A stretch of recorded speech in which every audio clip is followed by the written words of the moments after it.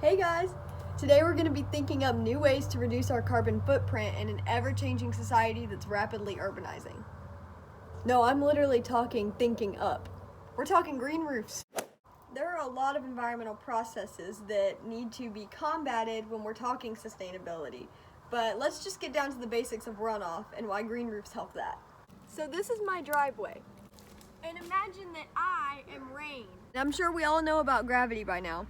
So if I'm rain and I'm falling down, gravity's gonna take me down this hill.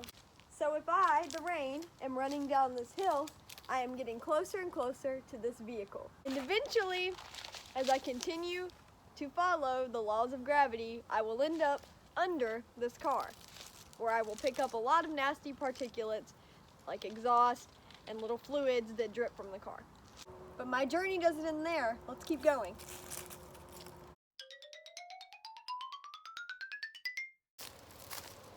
Well, would you look at that? I ended up at a lake.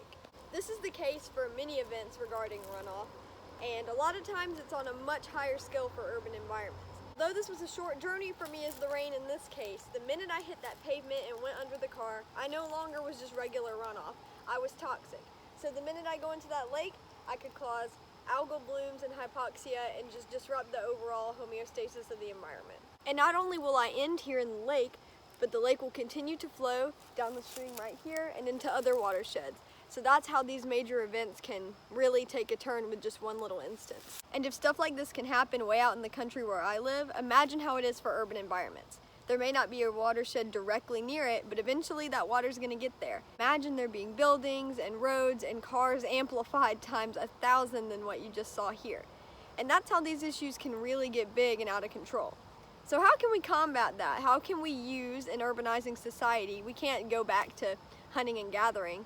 Even though that would be ideal and really good for the environment, we have to work with an urban society. So we have to learn how to integrate science practices and measures of sustainability to mitigate and combat what we've already caused and use that within our urban environments and our urban lifestyle. So the whole idea with sustainability is that we don't impact in a negative way or exploit or just ruin our natural resources that we have, so that we continue to use them in a sustainable way so that it is long lasting and we continue to gain benefits from it. So for this lake, for instance, if I ruined it as runoff and continued to go in and go in and go in at a high level, then that's going to ultimately kill off a lot of the population that lives here, including the fish, which might be a very valuable resource for those who are living around here.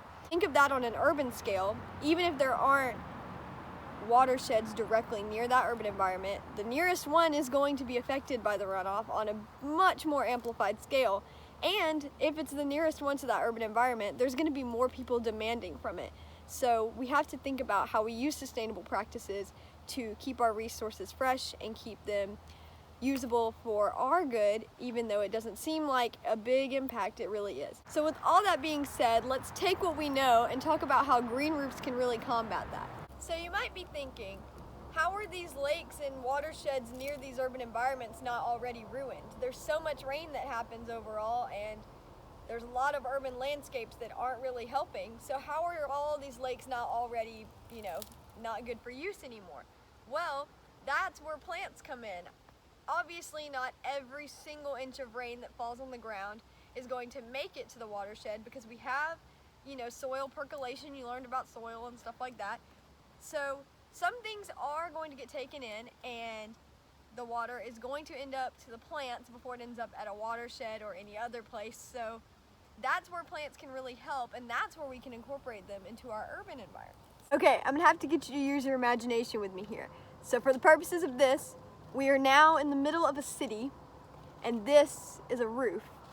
And imagine that I am surrounded by plants and vegetables.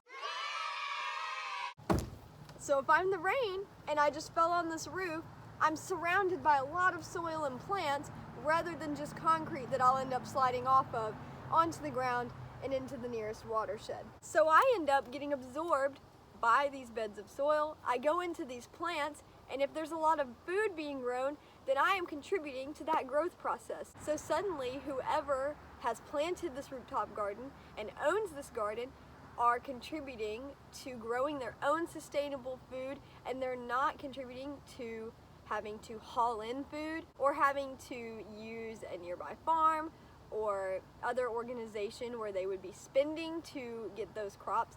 And now there are more crops that will be able to be used for other things. So it might seem like just a little effort, but it can help a lot in the grand scheme of things. And if you want to talk on an even bigger scale, if we're not contributing to those farms or having to demand more from them, we are growing our own sustainable products, and we're not using chemical pesticides, and we're not having to think of, tilling or any of those big practices that might not be as helpful for the environment. We are doing a lot on a small scale. And that's the cool thing about sustainability. We might have only been talking about runoff and how the toxicity of it can affect our lakes and watersheds, but by the end of it, and coming up with a solution, we saw so many other facets that could be helped as well. So we've got solutions to runoff, we've got solutions to consumption and, pest practices and, all these things surrounding agriculture that we didn't even think of when we started this. So that's what sustainability is all about. It's about reducing what we harm in our usage of resources and being able to continue using those resources or continue practices, but do it in a sustainable and a safe way so that we are continuing to be able to have that resource for as long as we live. And that's what it's all about. We have to play our part on this earth so that we can continue to live the way we do and to benefit from the things that we do, but so the earth can benefit as well and continue giving those things to us. It's been a pleasure talking sustainability with you guys, and I hope you have fun thinking about how you can reduce your carbon footprint. Bye!